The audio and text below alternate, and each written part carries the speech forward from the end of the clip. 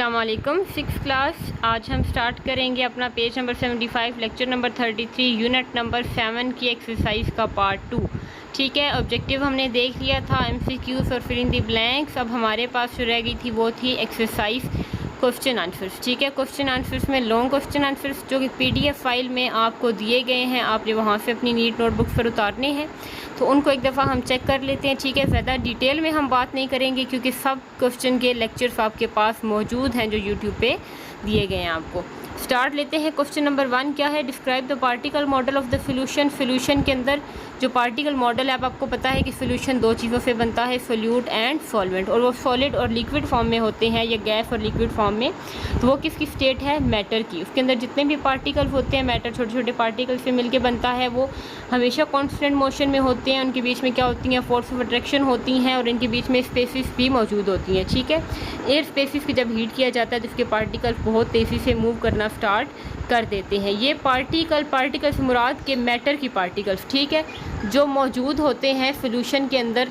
चाहे सोल्यूशन हमेशा बनता है सोल्यूट और सॉल्वेंट से, और इसके अंदर कोई भी स्टेट आ सकती है। सॉलिड लिक्विड का सोल्यूशन हो सकता है, लिक्विड का सोल्यूशन हो सकता है, गैस लिक्विड का सोल्यूशन हो सकता है।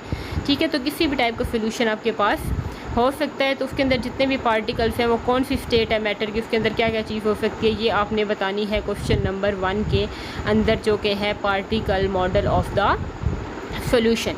इसके बाद आ जाता है question number 2, prove that water is a universal solvent. पानी को यूनिवर्सल सॉल्वेंट क्यों कहा जाता है? क्योंकि ये हर चीज़ को अपने अंदर हल कर लेता है। नमक, चीनी, ये सारे आपके पास सामने के एग्जाम्पल, दूध, सिरका। ठीक है, पौधे जो हैं वो पानी को एब्जॉर्ब करते हैं जाइलम टिश्यू से। ज़मीन के अंदर जितने भी मिनरल्स हैं वो पानी के अंदर हल हो जाते हैं जब हम जड़ में पानी देते हैं, और वो पौधे उसको खींच लेते हैं। ऑक्सीजन जो है वो पानी के अंदर हल हो जाता है। गैस और लिक्विड का सोल्यूशन, जिससे जो एक्वेटिक एनिमल्स हैं, आबी जानवर हैं, वो रिस्पायर करते हैं। कार्बन डाइऑक्साइड गैस भी पौधों के अंदर जो है वो पौधे को वाटर के अंदर वो मिक्स हो जाती है, तो उसको फोटोसिंथेसिस के लिए प्लांट्स इस्तेमाल करते हैं। CO2 + H2O जो है वो क्या देते हैं? क्लोरोफिल और सनलाइट की प्रेजेंस में ग्लूकोज और ऑक्सीजन। यूनिट नंबर 3 के फर्स्ट लेक्चर में हमने ये बात देखी थी और अच्छे से हमने डिस्कस किया था कि फोटोसिंथेसिस क्या होती है और फूड कैसे बनती है। तो वही बात यहाँ पे बताई गई है कि कार्बन डाइऑक्साइड भी पानी के अंदर हल होती है, तो पौधे उसको अपनी खुराक बनाने के लिए इस्तेमाल करते हैं। ठीक है, ये आपके पास आ जाता है prove that water is a universal solvent. इसके बाद आ जाता है हमारे पास क्वेश्चन नंबर 3,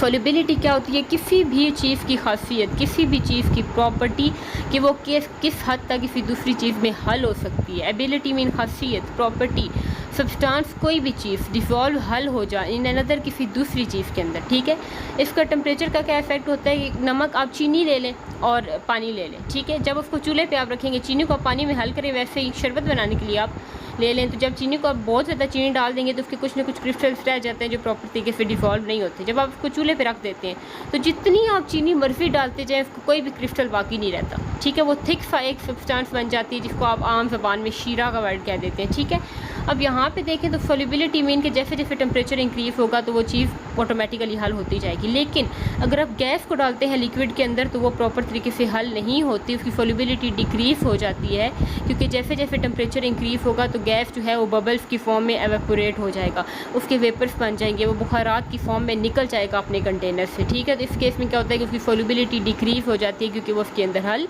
नहीं होता, और सॉल्युबिलिटी यही होती है हल होने की प्रॉपर्टी। ठीक है, इसके बाद आ जाता है क्वेश्चन नंबर 4। ये हमारा लास्ट लेक्चर था रीडिंग का कि सोल्यूशन और सस्पेंशन जो है उसकी प्रॉपर्टीज़ को कंपेयर करें। सोल्यूशन के पार्टिकल्स जो है वो तय में बैठते नहीं हैं, सेटल नहीं होते। सस्पेंशन के पार्टिकल्स तय में सेट हो जाते हैं। ठीक है, दूसरा क्या है कि फ़िल्टर पेपर में से सोल्यूशन के पार्टिकल्स इजीली पास हो जाते हैं क्योंकि वो एक होमोजीनियस मिक्सचर बन चुका होता है। लेकिन सस्पेंशन के पार्टिकल्स मिक्स नहीं होते। आप मिट्टी और पानी का सोल्यूशन ले लें, मिट्टी को जब आप फ़िल्टर करेंगे तो उसके छोटे छोटे पार्टिकल फ़िल्टर पेपर के ऊपर ही रह जाएंगे। थर्ड में क्या है कि ये लाइट रेस को सोल्यूशन पास नहीं होने देता क्योंकि ये होमोजीनियस मिक्सचर है, ये सारे के सारे एक जैसा मिक्सचर है, इसके बीच में एयर स्पेसिस ही कम होती हैं, स्कैटर्ड नहीं होने देता, ये एक ही वे में लाइट पास हो जाती है। लेकिन सस्पेंशन में ऐसा नहीं होता, लाइट रेस स्कैटर्ड हो जाती हैं, फैल जाती हैं जो है वो रेस बेसिकली। ठीक है, तो अब ये हमारे पास क्या है? सस्पेंशन एंड सोल्यूशन की प्रॉपर्टीज़ कि किस तरीके से हम इनको कंपेयर कर सकते हैं, ये एक दूसरे से किस तरीके से मुख्तलिफ हैं। इसके बाद जो है वो क्वेश्चन नंबर 4 अभी हमने देखा। इसके बाद हम चलते हैं क्वेश्चन नंबर 5 की तरफ, जो कि है हमारे पास define the solvent, solute and saturated solution. Solvent क्या है? कोई भी चीज़ इन विच जिसके बीच में सोल्यूट जो है डिसॉल्व हल होता है, कोई भी चीज़ जिसके बीच में सोल्यूट डिसॉल्व होता है उसे क्या कहते हैं? सॉल्वेंट कहते हैं। सोल्यूट द सब्सटेंस, कोई भी चीज़ दैट इफ़ डिसॉल्व जो सोल्यूशन के अंदर हल होती है उसे क्या कहते हैं? सोल्यूट। जो चीज़ जो है सोल्यूट को अपने अंदर डिसॉल्व करवाती है वो क्या होता है? सॉल्वेंट। और जो चीज़ सॉल्वेंट के अंदर हल होती है, सोल्यूशन के अंदर हल होती है उसे सोल्यूट कहते हैं। सैचुरेटेड सोल्यूशन के बारे में क्या है कि कोई भी ऐसा सोल्यूशन जिसमें सॉल्वेंट बहुत ज़्यादा अमाउंट सोल्यूट के अपने अंदर हल ना कर सके किसी भी खास टेम्परेचर के ऊपर, यानी कि आप जितना मर्जी टेम्परेचर बढ़ा लें, अगर एक चीज़ ने एक लिमिट तक सॉल्वेंट अपने अंदर सोल्यूट को हल करना है तो वो कर लेगा, लेकिन अपनी लिमिट से हट के वो उसको हल नहीं करेगा, तब वो क्या बन जाएगा? सैचुरेटेड सोल्यूशन बन जाएगा। यहाँ पे जाके हमारी एक्सरसाइज के 5 क्वेश्चंस कंप्लीट हो जाते हैं, unit number 7 solutions and suspensions. अब ये कुछ क्वेश्चंस हैं जिनके बारे में मैं आपको हिंट्स दूंगी जो आप खुद से सोचेंगे और खुद से सॉल्व करने की कोशिश करेंगे। व्हाट मेक ओशन वाटर, जो समुद्रों का पानी होता है वो खारा होता है, उसके अंदर नमक भी होता है और पानी भी होता है, तो सोल्यूशन कैसे बनेगा ये आपने मुझे बताना है। How can you cause more solid solute, आप बहुत ज़्यादा सॉलिड चीनी को आप ले लें और उसको पानी के अंदर बहुत ज़्यादा चीनी को आप पानी के अंदर कैसे हल कर सकते हैं। अभी हमने क्वेश्चन नंबर जो है वो 3 के अंदर इस चीज़ को देखा है। इसके बाद क्या है? वाई डू द वर्ड्स, जब हम दवाइयाँ लेते हैं, एक सिरप लेव को हम बहुत ज़्यादा हिलाते हैं इस्तेमाल करने से पहले, क्यों हिलाया जाता है उसको? सस्पेंशन है वो, क्यों हिलाया जाता है? ताकि उसके पार्टिकल्स जो है वो सेटल हुए बीच में मिक्स हो जाए। ये बात आपने बताना है अपने अल्फाज में।